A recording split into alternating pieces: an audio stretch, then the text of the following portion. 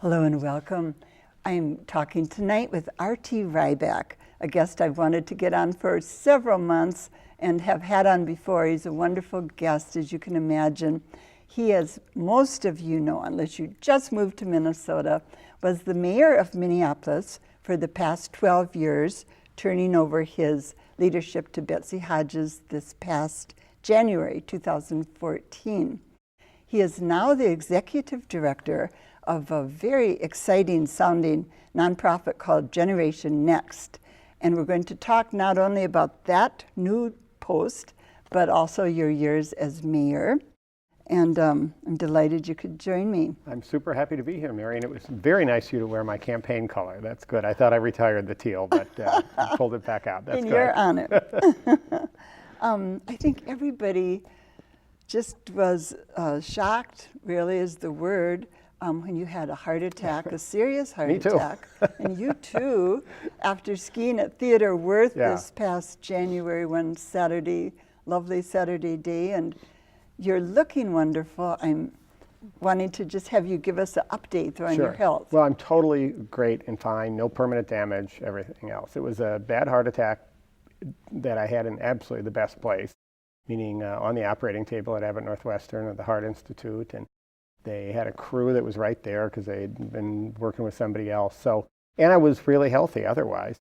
My dad had a couple heart attacks and a stroke, died when I was a kid. So I had bad genes and great health, and it added up to no permanent damage. So I'm great. The funny thing about it, if there's anything funny about a heart attack, and there isn't much, is that I did it so publicly that everybody in town has an opinion about my heart. So bottom line, I'm fine, okay, and thank you. And they probably all have some advice or some horror story. Yeah, I was at a food truck the other day, and the whole line weighed in on whether what I was ordering was good or bad for my heart, you know. Or I was walking down the street in San Francisco, and these people said, "Oh, Mayor, I'm so happy you're up and around." I'm fine. You know, it's so nice of people to be so nice. But you know, I was back cross-country skiing within the month. I'm swimming and biking and running, and you know, my wife and I took a vacation out to Glacier, and we were climbing up the mountains. I'm fine. That's so great. Yeah. And what you had were angioplasty procedures, right? Where they put the stent in, and most people know about those. But well, it's wonderful that you got through that scare. And does it give you a different appreciation for life at all? I mean, well, I think, you know, my dad died, as I say, when I was a kid. Yeah, and that changes how you view life, doesn't it? Yeah, and so I was always really almost obsessed with my health. So I eat really well, I exercise a lot, and I'm trying to remember which, it's Pat Ricey said on TV, he said, well, if R.T. Rybak's having a heart attack, I'll go out and have a hamburger or something, which I thought was a great line. But the fact of the matter is, had I been leading a very unhealthy life, I might not be here right now. Or so my doctor told me, because the fact that I had been living a healthy life kept me around and with no damage. So I think the moral of the story is, if you can pick your parents' genes, I would pick my father again, but probably not his genes. But I would pick to live a healthy life, and I think that paid off. And you've done that. As I read about your years and your legacy, using that big word, one of the things is the focus on fitness that you brought via the bicycle work and promotion paths, the Lopet, just all kinds of things that I think increased public awareness. Well, you know, the main part of my job as mayor, Mary, was to run a business for the city and for everybody who lived here that had, 4,000 employees and $1 billion budget. But there's also this role that you can step up and kind of put your stamp on, this is what we are as a city. So I used active sports as something. I talked a lot about local food. I talked a lot about the environment, local music, local beer. These aren't the core things that a mayor does, but I do think that one of the beauties of this amazing place that we are lucky enough to live in is that we're not, sort of run-of-the-mill folks. When it's incredibly cold out, we complain about it, but we go out and ski. And if it's really hot out, we may complain, but we jump in a lake and swim, or canoe, or kayak, or paddleboard, or any of these other things. We're so lucky, you know. Aren't we And number 2 or number 1 now for bicycling?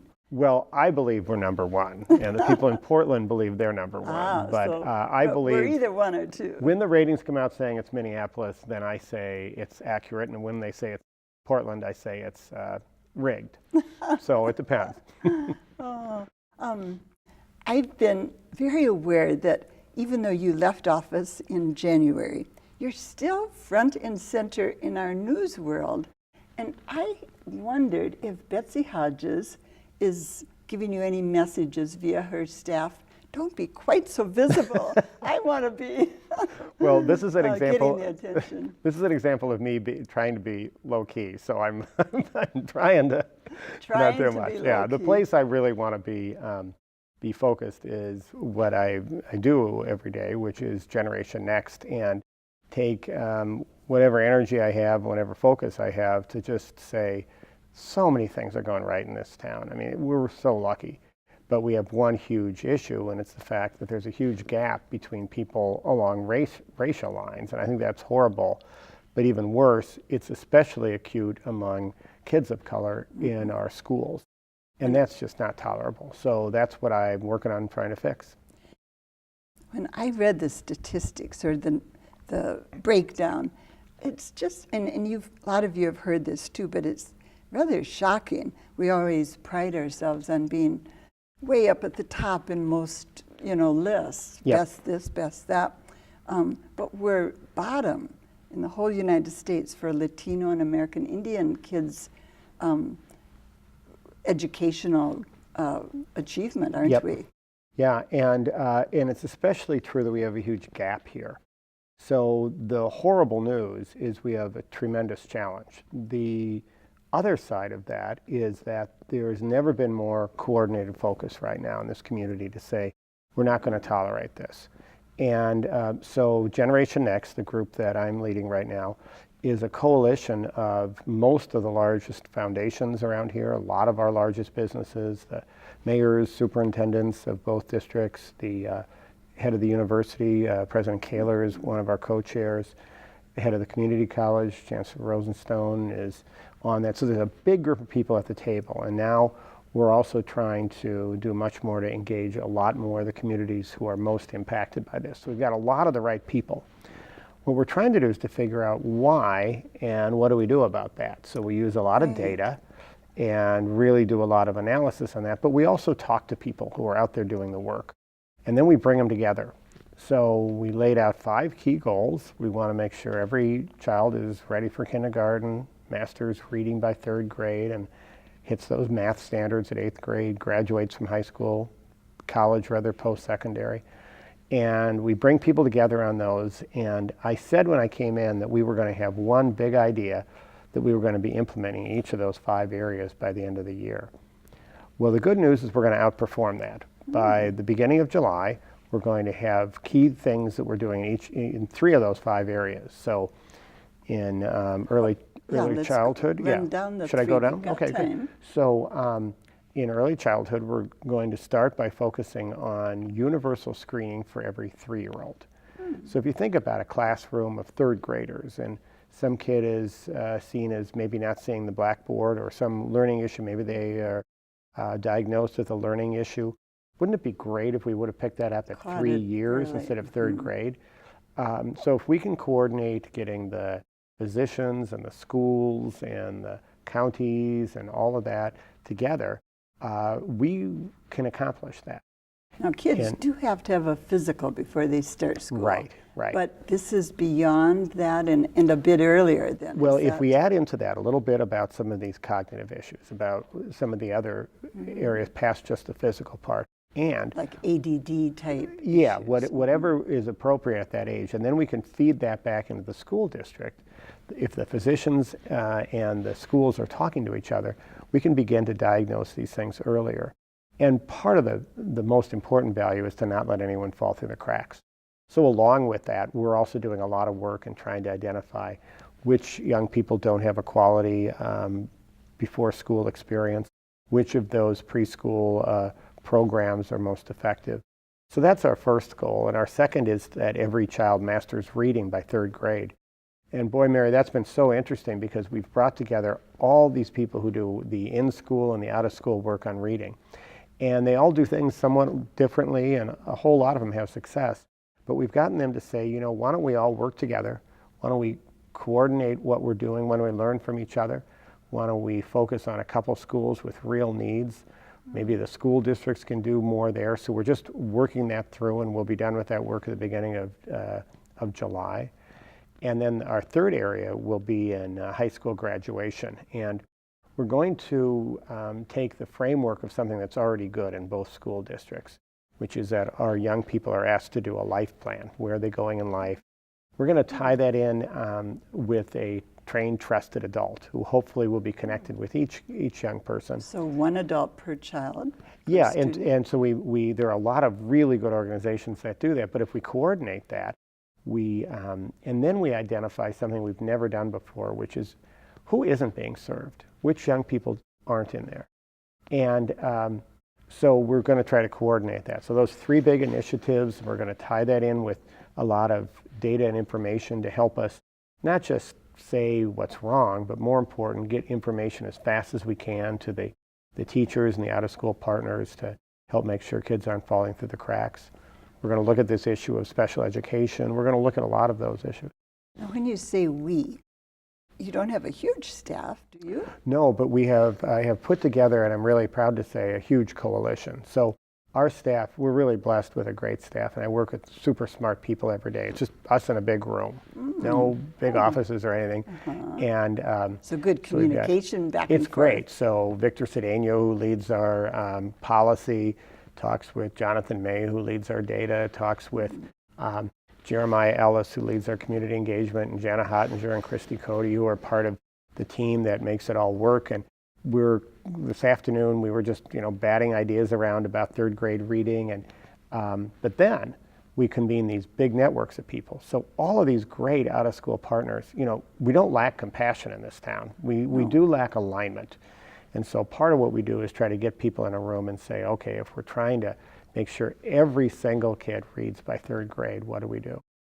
And, my brain as mayor was stretched this way on also. Right. Now it's stretched on one big issue, real deep. How does that feel to go deep instead of broad? Well, I was explaining it to people that it's like, remember Silly Putty? Right. Okay, so you'd plop it on the comic, and then you'd stretch it out, and the person's face would look kind of funny, right? Like Well, that was me as mayor, stretched out like this. And then now, what it is you scrunch it all together, and then you pull it this way. So if a horrible thing happened, like right now, I'd feel really bad about it, but that's not my job right now. My job is to have left work thinking about closing the achievement gap for kids of color, and I'm going to wake up thinking about the same thing. And it's good because I'm not real visible right now. I'm not, I'm not in charge of snow plowing or potholes. I'm taking all that and focusing on kids. Thank the Lord. I had my time. I was happy with it, but I really love that I'm focused on kids, and we've got a crisis and opportunity. All through your years, your 12 years, or through most of them too, you really did focus on kids too. So that was one of the big threads, I think, that you were weaving. The Leadership Council with Generation Next, when I read the people you have on board, I was thinking, wow, this is a powerful group. I mean, a lot of foundation directors, executive directors, and it's great people. I think it's really important for us to recognize that it's the job of a family to care for your family, but it's a job of a community to care for every child as well. And the nice thing is that, 2 mayors before me, Mayors Fraser and Sales Belton, were deeply engaged with young people, and Mayor Hodges is also very engaged. Yeah, she said this is her main goal too, right? Right. So it's really terrific, and different people look at this in different ways. And in my case, I especially focused on programs like Step Up that put now 20,000 kids through summer jobs, and Mayor Hodges is going to focus on early childhood, which is great. And so when I was mayor, I was part of the group that started Generation Next, and I think we have the right people at the table, but we always need more and more and more. So that's what we're trying to do, is to keep building that coalition broader and broader. I pulled a quote out, and you really just said it yourself, but I just want to reread it because it's a really important quote, I think, and what you said reiterated it. But while our schools have primary accountability for our children's education, the broader community is also accountable for supporting this work. Yep. And that sounds so good, but it's also so nebulous in the sense that Sure. our community is so broad. Yep. And everyone, I'm sure, says, yes, yes, I want to be on board. But to pull everyone together and get them actually doing, Yeah. that's a big challenge because they've all got other things they're focusing on. Right. Well, and I think the beauty of this community is that if you really put out a call for help, people are there. And, I think we learned with the bridge collapse that when something horrible happens, people will respond. And this is horrible that we have this achievement gap. You've used the word crisis. Yes, but there's something also that I learned, and maybe in that same context, when we had an opportunity. Let's talk about rebuilding the bridge, okay? It wasn't a crisis, but it was a call to do something big and great and on a scale that we'd never done before. Build a bridge in a year, really? Well, people really grabbed that, and this community wants to do great things. And so I think it's important to hold up the crisis and the opportunity. And if we can solve this, this is the one thing stopping our community, that everybody doesn't have equal opportunity. And the beautiful thing is the population in our schools right now is so diverse. They have so many different backgrounds and languages and cultures that if we get this right, our businesses will have this tremendous workforce of new workers who can compete all around the globe. Like, when you were in school or I was in school and we'd ask, how many people know another language? Some people who took a French class would raise their hand. Now we've got young people who, I speak 5 languages and I grew up in a refugee camp in Kenya these are amazingly global young people, and they sit next to people who may have had families here for generations, and so together we're creating this global population. So I don't see this as all a glum picture. It's tough, but it's also, we're on the brink potentially of really doing something big, and I just think we're really blessed to have a community that can take on something this big. You're the right person, I think, for this kind of job, someone who has been good at pulling people together. Well, it's definitely as political as anything I've done. Well, and it's hard probably in one sense. I had Sandra Samuels on well, she's the month best. or two. Yeah. And some of the things they're doing, I'm sure you're looking at. But I heard the Northside Achievement Zone is absolutely rock solid core to our work. We believe passionately in their work. Sandra is excellent. I thought there'd be a real congruency there. Yeah. But there are like 500, I read, initiatives that are on the table somewhere in our Twin Cities. Yeah. So to kind of pick and choose and get the best, that's a major Yeah. Well, the good news challenge. is that many of them have been at our Generation Next tables. And we've done open invitations so people can come and be part of that. We're going to really do a lot to help analyze what's working and what's not. And our goal in that isn't to say you're a winner and you're a loser. It's to say, let's make sure that we learn some things and get it back to everyone as quickly as possible, because we need all hands on deck right now. So there will be an organization over here that hasn't felt their voice is heard, and another one over there, and it's a little bit like being a mayor sometimes, where you have to keep this listening neighborhood and wants what this neighborhood is asking for. Yeah, and so I'm glad I had that experience. But well, it's transferable. And it's really rewarding to know what we're doing. But you can't let up because it's so important. When you look back and think of your 12 years as mayor, 2 big questions. What's one regret? Something I wish I had done differently, or I wish I had tackled and I didn't have time or energy.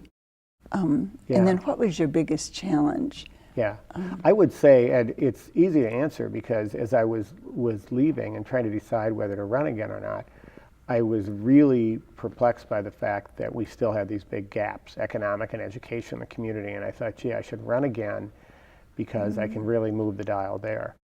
And as I thought about it, I thought, if I was mayor, I would always be stretched out. I'd never be able to plunge into these issues, and I'm not going to be able to move that dial unless I'm just doing that, period.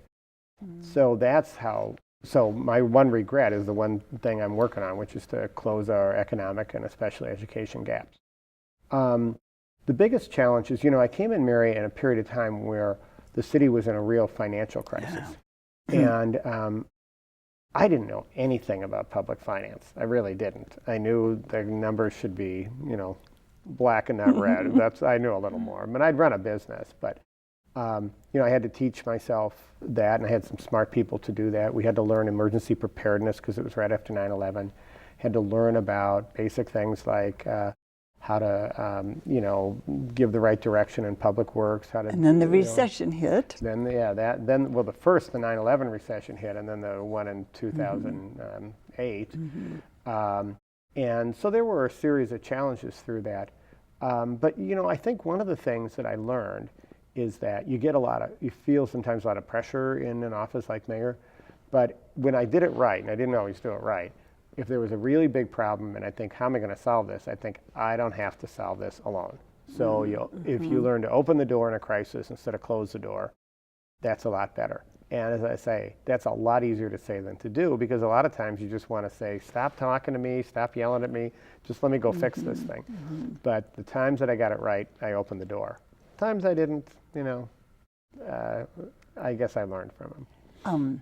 That's a great analogy or a great observation, though, of I don't have to do everything myself, but I better know who to go to ask or to enlist their support. Yeah. I was never the smartest person in the room, which was a good thing. There were always a lot of smart people, and I think smart is not only book smart. The city is just, it's so fun to door knock a city, Mary, and I've done it, a number of times now, because you knock on these doors and people you'd never expect show up and tell you these things, and it's like, you go home that night and you're just kind of blown away by the fact that people you would never expect had these amazing things to say. So I wound up getting some amazing advice, and people would come up to you on the street, and you think people would say all these nasty things to the mayor, and they said a couple things, but mostly it was just some really good advice, or just something was in the news that bad, and they'd kind of come up and pat you on the back. Treat you as a brother or a neighbor. I didn't expect any of that. I thought, oh man, I'll go out in public and I'll get beat up and people be yelling at me about parking tickets, and you get a little of that. But mostly it's this really cool city, especially when there's something really tough going on, even really controversial. People would just come up and they'd say things like, thank you, and they've done that a lot to me now. And I mean, what a great bunch of people we have in this town to do that. I was really kind of blown away by that. You have had just wonderfully positive press since you left. I mean, and I think a lot of times since I left. Well, since you left your mayoral job. And I think a lot of times that doesn't come so quickly, which is a real testimony to people's support of you and love of your work. What do you think about your personality just helped make that work with you and the public? Well, I think, when I came in, I had a different background. I'd been a journalist, and I'd been in business, and I'd done some other things. Advocate for the airports airport and stuff. noise. That's where I first met you. Opponent, actually, of airport noise. Right. Yeah. Did I say advocate? No. Bad choice. But more noise. No, I didn't do that. So some people didn't kind of know what to make of me. They thought, maybe a nice guy, but kind of not up to the task. So I think I grew in front of people and made some mistakes. People gave me some latitude, and then I think over time we got over a bunch of humps and did some kind of visible things like the Sears building and all that kind of thing, which made me really excited. or the step-up jobs, or balancing the budget, and some of those recovering from bridge collapses. There were sadly a lot Some of kind big things to do. youth violence. We took that on and really made some progress there. But boy, that was tough for a while. And so strangely, I had the gift of going through some tough times with people. And I think after a while, people thought, I don't always agree with him, but, I trust him, basically. And I got much more used to just being myself, because I think a lot of times you're in a job like that and people are telling you to be this way or that way. And I finally just kind of gave up and just kind of acted more like who I really was. And Which is very, important in terms of dealing with stress, isn't it? I mean, be yourself. And it's great if the job you're supposed to do is to go out and be yourself. Once I figured that out, the job was much easier. I got much more comfortable telling people something that they may not agree with, because, I was paid, paid to be honest with them. So I don't know, it's, I had my successes and my failures, but all in all, I think we got some stuff You came through pretty well, didn't you? People were pretty good to me, so. In 20 seconds, tell me, do you really think you might want to run for governor someday? I don't think I'm done. If I ran for anything, it'd be governor, but right now I'm exactly where I am. I'm helping kids in school, and I want to fix that, and then we'll see what happens then. Well, thank you so much for coming down. Thank you, Mary. Thanks for how many years you've done this, and all the great insight you brought into our rooms. You are very welcome. I want to close with giving you folks a website. So if you want to learn more about what he's up to and some of the nuts and bolts, maybe what you can do, what your organization can do, go to gennext.org. They can send me an email at rtrybak@gmail.com. Oh, okay. Even easier. Yeah. Well, thank you so Thanks much. a lot, and Mary. Good luck with the new job. Thank you. Super important for our city and state. Thanks a lot, Mary. Thank you for joining us. We'll be back again next week. Until then, have a good week.